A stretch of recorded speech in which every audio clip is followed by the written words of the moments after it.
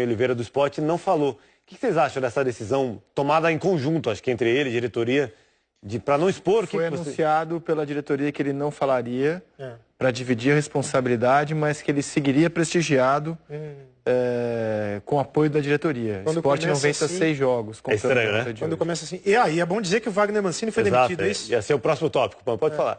Não, porque uma coisa quantos técnicos já caíram, você sabe de cabeça, não? Qualquer, desculpa. Quantos técnicos caíram?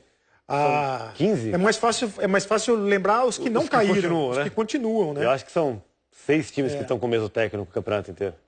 Agora, no caso do Wagner Mancini, já era esperado pela goleada sofrida pelo Vitória para o Bahia no último final de semana, então ele já estava já estava na bola 7, como se fala na sinuca. E o Claudinei Oliveira, técnico do Sport, antes da Copa do Mundo, dava a impressão de que o Sport ia reagir. Eu disse até ontem aqui que eu vi um jogo do Sport contra o Palmeiras, o Sport estava crescendo de produção, mas aí não dá para fazer muita mágica, né? E quero, inclusive, refazer o meu pensamento, que eu achava que o Sport não ia passar susto nesse Campeonato Brasileiro, mas já está passando susto. Já está. Já está passando susto. Quando a diretoria faz isso, quando o técnico está prestigiado, significa que a situação está bem complicada. Quando a diretoria diz, o técnico está prestigiado, é porque está quase... 12 dos 20 clubes já trocaram de técnico. 12 dos 20? No campeonato. Então é isso. Eu achava que fosse mais até. Então, Wagner Mancini 12 foi de 20. Pô, tá bom, né? E você tem só 2 que estão há 2 anos à frente de suas equipes. O Mano e o Renato. Se você for pensar no ano, os times que não trocaram no ano, a lista é mínima. Grêmio, Inter, Cruzeiro e Chape no ano da Série A.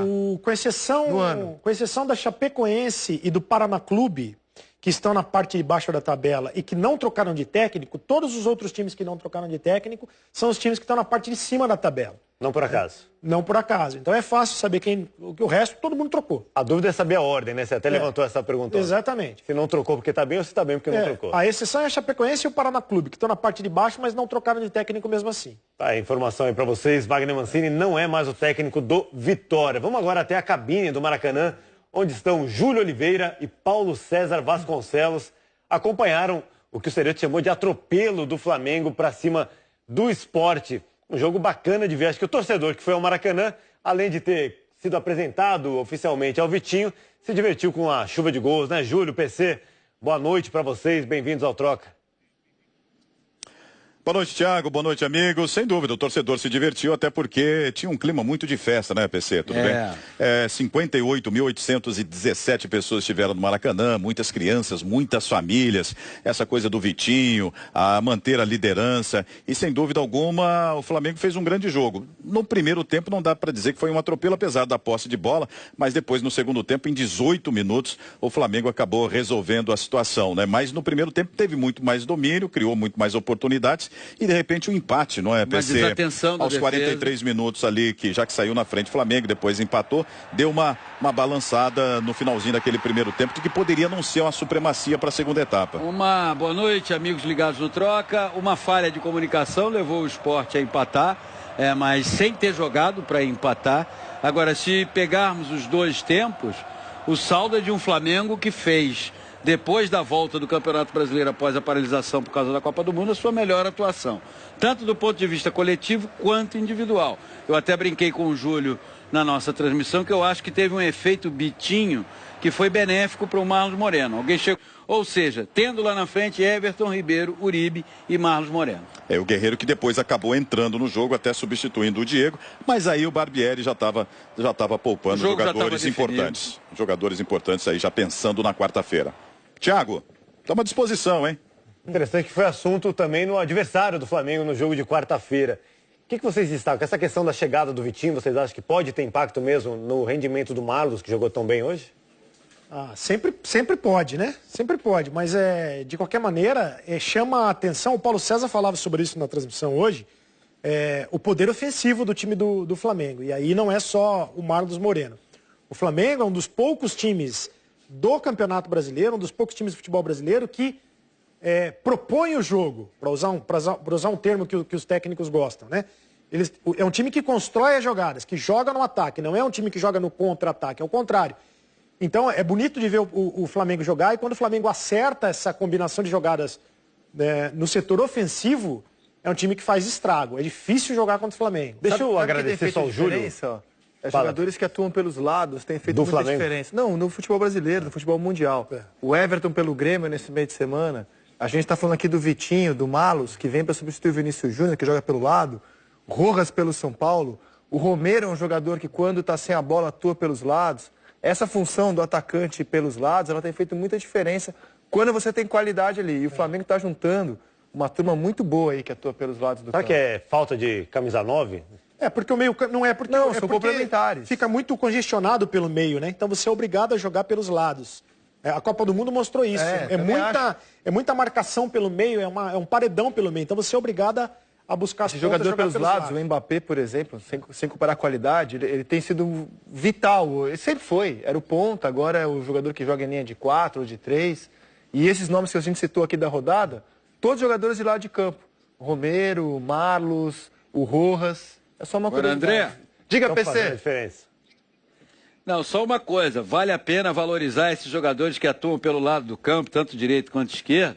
Mas, ao mesmo tempo, eu acho que a Copa do Mundo deixou uma lição que o Brasil abriu mão durante muito tempo, que é o seguinte, você precisa ter alguém ali no meio que pense o jogo, né? No caso do Flamengo hoje, teve o Diego, teve o Cuejá, que qualifica de uma maneira excepcional a saída de bola. Um absurdo o José Peckerman não ter levado o Cuejá para a Copa do Mundo pela seleção da Colômbia. Então, é assim, é legal, muito bom você ter jogadores pelo lado. Mas o jogador que atua no meio de campo, que pensa o jogo, que vai de uma intermediária a outra... Que dá essa bola com qualidade nas pontas. Isso, esse jogador a gente não pode perder de vista. Perdemos de vista e agora estamos com uma lanterninha ou com a luz do celular acesa atrás dele. O Diego tinha razão, então, quando falou que a seleção sentiria falta de alguém com a característica dele antes da Copa. PC, Júlio, queria agradecer muito a participação dos amigos. Um abraço e boa noite para vocês. Vamos agora até a sequência de programa. Valeu, Júlio. Valeu, PC. Vamos agora até a zona mista do Maracanã ouvir Everton Ribeiro.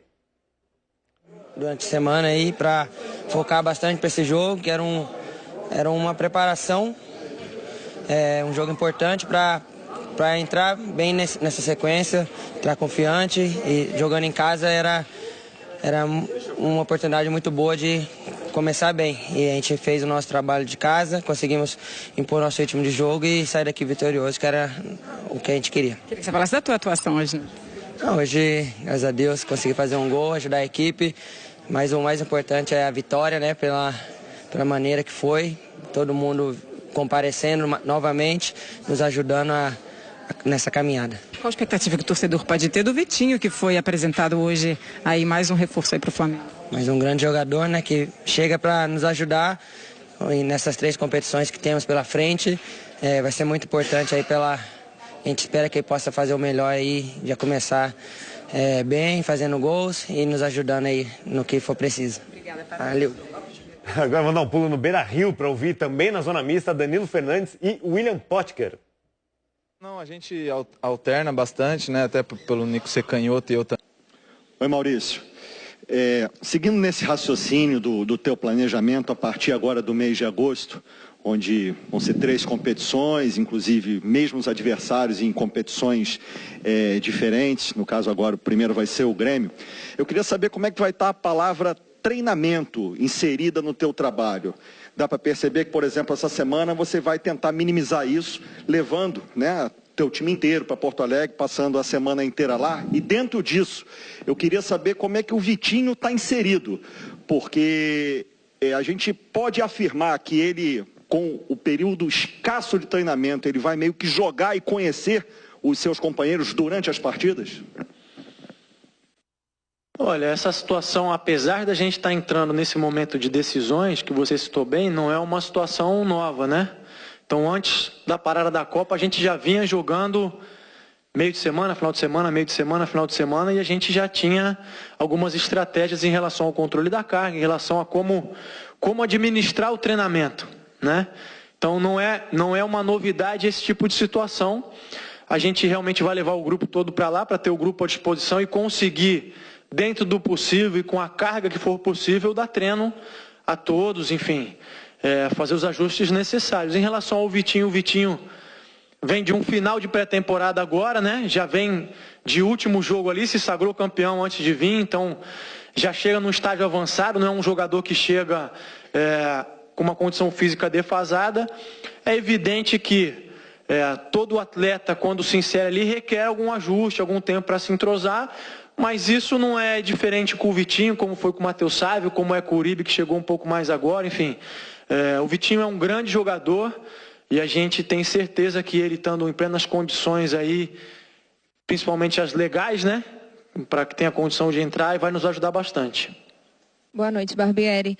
Mais uma vez, né, a relação Flamengo, torcida e Maracanã dando certo. Agora, mudando um pouquinho, falando de Grêmio, eu gostaria de saber como que vai ser a preparação, o que o Flamengo vai fazer para poder segurar o Grêmio, já que vocês pegam eles na quarta-feira e também no sábado, e o Grêmio tem jogadores, né, muito habilidosos, como nós sabemos, principalmente também o Everton. Se você, de repente, pretende criar um grupo alternativo, já que o Flamengo tem várias competições, principalmente nesse mês de agosto, que está bem complicado para o Flamengo.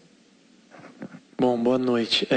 Primeiro, só voltar à questão da torcida, né? Mais uma vez a torcida deu um show à parte, foi um espetáculo, é muito bonito esse ambiente que a torcida tem criado no Maracanã, sem dúvida nenhuma, nos dá muita força, nos apoia e nos empurra para frente. Eu acho que a gente pôde retribuir isso fazendo um grande jogo, buscando o gol a todo momento, mesmo com o placar a favor.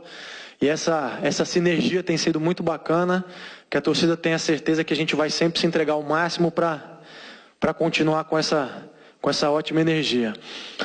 Em relação ao Grêmio, só pegar o gancho no que você disse, em relação a segurar o Grêmio também tem que segurar o Flamengo. Eu acho que são duas grandes equipes, existe muita qualidade individual, existe um bom trabalho do outro lado, mas desse lado de cá também existe, né? Então acho que vai ser um grande jogo, não tenho dúvida nenhuma disso, vai ser uma disputa muito sadia, não existe grupo alternativo, existe um grupo só dentro do Flamengo, a gente conta com todos os jogadores e trabalha diariamente para que todos eles, assim que forem solicitados, possam entrar em campo e dar conta do recado. A gente vem fazendo isso ao longo dos últimos meses, estou muito satisfeito com essa relação e vamos estudar o Grêmio, assim como a gente tem estudado todos os outros adversários, e procurar encontrar a melhor maneira de se sobrepor ao Grêmio e tentar buscar a vitória. A gente sabe que é difícil, o Grêmio é muito forte, especialmente em casa, mas o Flamengo também é muito grande, muito forte e vai em busca do resultado. Tá, e o Barbieri, vamos